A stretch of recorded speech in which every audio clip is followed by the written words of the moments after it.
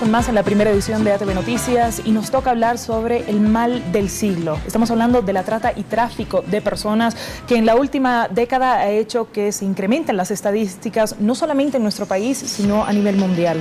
Nos acompañan esta mañana Yolanda Fernández, directora de la Federación de Mujeres Progresistas en España, y Rodrigo Aguilar, director de Ser Familia aquí en nuestro país. Muchas gracias por acompañarnos. Tenemos entendido que tienen una gran actividad prevista para mañana y quiero que nos comenten sobre esto. Bienvenidos. Muchas gracias. Comienzo con usted, Yolanda, para que nos informe qué es la trata y tráfico y cuáles son las dimensiones que puede abarcar la misma. Pues una pregunta muy interesante, porque hay que distinguir perfectamente lo que es la trata del tráfico, porque no siempre que hay trata se produce el tráfico de personas. Para que haya tráfico necesariamente la persona tiene que ser trasladada a otro país y es un delito contra el Estado, un delito administrativo. La persona entra en una situación de irregularidad y tiene consentimiento, tiene la voluntad de ir a ese país para trabajar, pero no hay explotación. El momento que la persona cruza la frontera y paga por el viaje, se desaparece esa vinculación.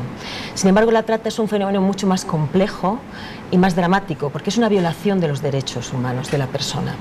No siempre tiene que pasar de un país a otro, puede existir la trata incluso dentro del mismo país. La persona sí es verdad que necesita ser trasladada desde su lugar de origen a otro.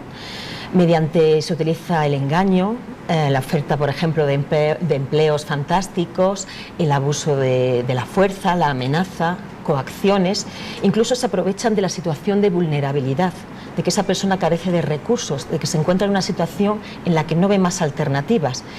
¿Y cuál es el fin? El fin de la trata siempre es la explotación de esa persona. Es un negocio muy lucrativo. Está entre el tercero más lucrativo después del narcotráfico y el tráfico de armas, aunque me temo que va a llegar a ser el primero, porque es un fenómeno muy complejo, muy cambiante y además que ha crecido muchísimo en los últimos años. Lo habíamos mencionado, lo que nos preocupa es que esta forma de esclavitud no elimina o no elige el país. Todos estamos involucrados en esto y es por eso que es una responsabilidad de cada país, de cada institución, formar parte de esta ayuda. En nuestro país, ¿cuáles son las estadísticas? ¿Cuál es nuestra situación real? Bueno, como en todos los casos, como comentaba Yolanda, lo que se denuncia no necesariamente refleja lo que está ocurriendo. Es una temática muy silenciosa, es decir, no genera bulla, pero que sí afecta fuertemente a las comunidades y a las familias fundamentalmente. Hay datos estadísticos de que, por ejemplo, el año pasado en la dirección correspondiente de la policía ha habido como 300 casos donde se han denunciado esto, pero lamentablemente solamente han quedado en denuncias. En la mayoría de los casos ese es el punto final que llegan, porque iniciar un proceso, hacer toda la continuidad del caso es muy difícil, además que es muy costoso.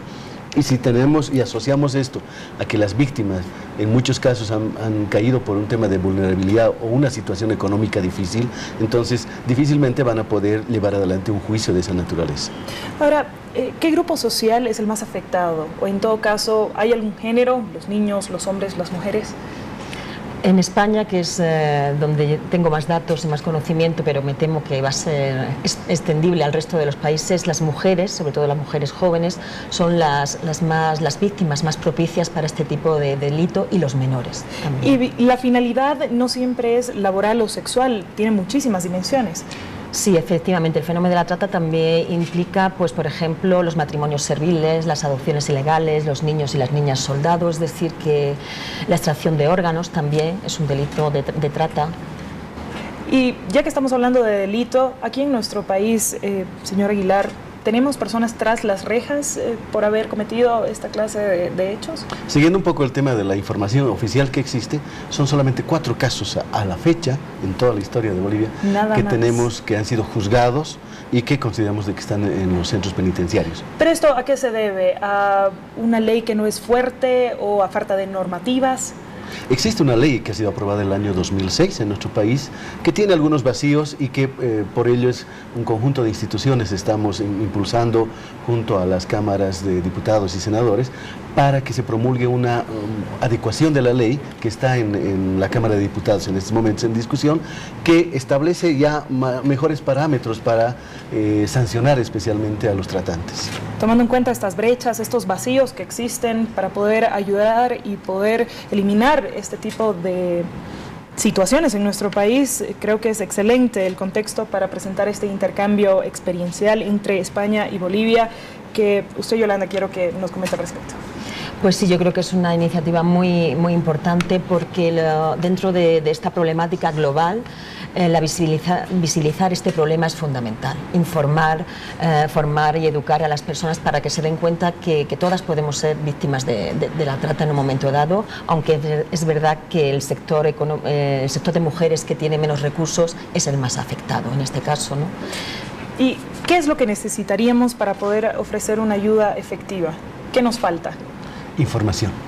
Información, sensibilización y entender que este no es un tema del otro, es un tema nuestro, porque la problemática no está lejos de nosotros, está en nuestra zona, está muy cerca, más cerca de lo que pensamos, por lo que decía, que es un tema muy silencioso, entonces no entra metiendo bulla en nuestras zonas, sino es algo que va afectando a las familias, y especialmente a las familias con mayor vulnerabilidad. Bueno, queremos extender la invitación para todas las personas interesadas. Se va a llevar a cabo este intercambio mañana en el Hotel Presidente a partir de las 3 de la tarde. Para más información, ¿alguna página web, un teléfono? Sí, podrían llamarnos por favor al 221-2707, que son los teléfonos de Ser Familia, y bueno, también los esperamos mañana para poder compartir experiencias muy interesantes relacionadas a lo que hace la Federación allá en España y lo que hace Ser Familia con otras instituciones acá en Bolivia, especialmente en la línea de sensibilización, atención e información. Esperemos que todo esto les sirva para un futuro mejor para nuestro país y por supuesto al mundo entero. Muchísimas gracias por acompañarnos y mucho éxito. En la primera edición continuamos con más información.